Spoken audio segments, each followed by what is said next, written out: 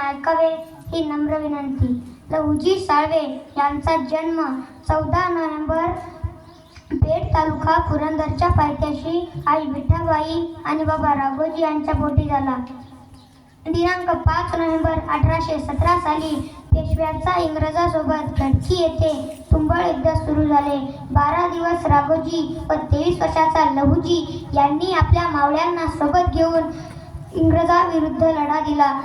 राघोजी लहुजीच्या समोरच शहीद झाले. पेशव्यांचा पराभव झाला. पुढे 1818 मध्ये मराठ्याचा भगवा शनिवार वाड्यातून हटवला आणि तेथे इंग्रजांचा युनियन जॅक फडकला. हा पराभव लहुजीच्या जुव्हारी लागला आणि स्वातंत्र्य प्राप्तीची ज्वाला भडकली आणि त्या ठिकाणी आपला बाप शहीद झाला होता.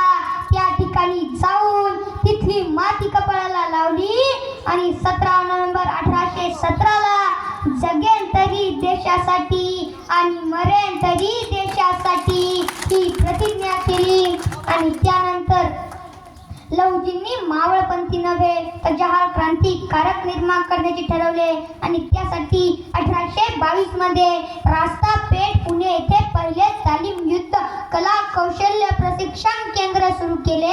या प्रशिक्षण केंद्रात सर्व समाजातील तरुण तालीम घेण्यासाठी येऊ लागले. आणि त्यानंतर 1822 मध्ये इंग्रजांनी लहुजीच्या मनावर खूप मोठा आघात झाला. नंतर 13 महिन्यांनी म्हणजे 17 फेब्रुवारी 1881 ला लहुजीची प्राणज्योत माळवली आणि एका महाक्रांती पर्वाचा शेवट झाला.